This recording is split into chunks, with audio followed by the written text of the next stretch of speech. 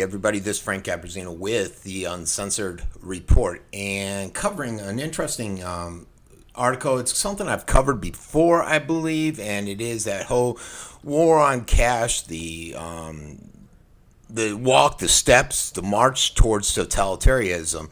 And a lot of people would be saying, oh my God, not one of these things again. But yeah, it's the marginalization of cash purchases, the shrinking of what we call, of our ability to go out and use cash for purchases. And this came to light because I believe it was in Australia, if memory serves me right, where they said basically you can't purchase anything for less than $10,000 in cash. It has to be over that dollar amount. What they're trying, and there's a reason to this, and a lot of people are missing the mark.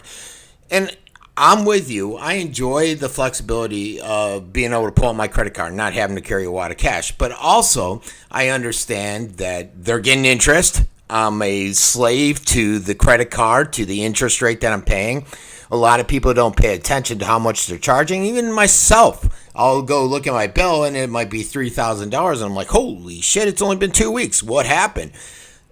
But what happens here is the more and more you get away from cash and delve into this whole war on cash, the more you do stuff. Now, their whole purpose is to eliminate that whole black market out there. They want to be able to regulate and tax those issues. They want to be able to monitor these people. Some will say good, some will say bad. If you're over in Italy where my sisters are down in Calabria, that's bad because a lot of it is black market and it has to be just to avoid the government intrusion down there. To tax the businesses out there, and they want to make sure that every dime is accounted for, as if they don't already. I own a business, and every dime is accounted for. You don't need a war on cash for that. What they are allowed to do, though, with this is to essentially, and this article hit the nail on the head, go out and steal with impunity, where they can go out there and make the rules and take what they want. It's gotten to the point with stuff like asset forfeiture.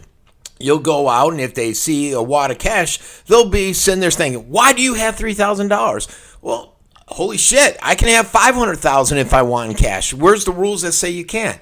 But automatically with asset forfeiture, you're deemed a criminal. And then they say, oh, let's check it for drugs. Just about every freaking dollar that rolls through the United States has cocaine on it, and they're going to take that money. And then you got to go to court and try to get it back, and good luck there. But it's more about control. They want to be able to monitor you, monitor your every purchase, every expenditure that you're going through out there. You know, they want to know what you're doing in terms of if you're going out there and you're purchasing stuff at a religious organization, if you're going to social events, if you're putting out money towards political events. They can monitor all that stuff. They can track your movements. Point of sale is perfect, or they can track your movements. They can't do that with cash. Now, can they?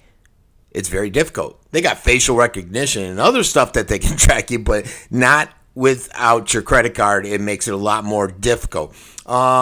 Disappear. How many times do you see glitches in the system where your money just disappears and they say, oh, I'm sorry, that was an error. We don't know what happened. It's gone. Good luck finding it. But bottom line is, it's all about tracking your movement, controlling the people. They want to shut down in an instant anybody's ability to go out and make a purchase, to go out and do anything without them being able to control it. And when they have a credit card, they can go up. Here's a perfect example. A friend of mine filed bankruptcy, had a credit card, always paid the credit cards, ran into bankruptcy due to the housing issue, paid every single bill except the houses. This was during the housing bubble. That credit card, even though he paid it on time all the time, got cut in half. And in some cases, they just totally cut it off. He was controlled. If he didn't have cash, guess what? He would have been screwed, and the government would have been able to control him, and he would have been at their whim. I mean, how exciting is that? You know, you get this stuff out there.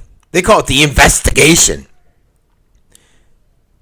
It essentially, they have the ability to deny you your basic rights. And if you just look at asset forfeiture, By the time you prove that you're innocent, that you're not a drug dealer, that you're somebody that went out and made money and decided to keep it under your mattress instead of in a bank, it's too bad. You've already you've already spent a ton of money trying to get it back, thousands of dollars, just to justify your interest and justify the fact that you should be able to have this money and that you made it honestly. Who wants to keep their money in a bank, by the way? Think about it. You know, they say, oh, you got FDIC insurance. Yeah, good luck with that. How many people are saying that is going bankrupt? And that only covers you up to so much. But if you reflect back to the Great Depression when the market crashed, how many people had their money in banks and couldn't get to it? You know, what was it? George Bailey, where he went out and he said, okay, we'll give you 10 cents on a dollar or whatever it was. Now, that was short term, but still the fact of the matter is, if you listen to my EMP broadcast the other day, do you think you're going to be able to get money out of that bank account? You're not. So people are keeping cash, and you should, by all means, keep some kind of cash on you. It's ridiculous not to. But the government doesn't want that. They don't want it because they can't control you. And that's what it's all about. You become an unperson, as this article called it. You know, if they want, this was interesting. The IRS came in. I had paid them a quarterly tax. They said I didn't. I'm like, I got a clear check here. They threatened. It was within a month. They threatened to seize and freeze my business accounts because they didn't get $1,000 check.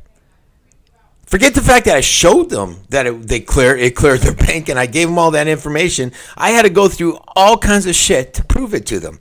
But they had that ability to come in and just freeze it. And I know when we look at Australia, you know, banning payments over 10,000 and, you know, can't be cash. They got mobile strike teams basically out there on the war of cash. They're just they're saying they're cracking down on criminal gangs, but that's just if you will, a blanket covering up what they're truly doing, a disguise. You know, Australia does have a black economy hotline now set up, and this is where where neighbors can call law enforcement to come out and get their neighbors for conducting business outside that taxable sphere that they're in. It's not a conspiracy. It's right out there. It's set up. And the problem is there's no accountability for the government, especially when you look at stuff like asset forfeiture. They basically go out, they pass these laws, these rules. A lot of them aren't even laws. These rules, these doctrines, and they steal our money without impunity. This financial crimes network.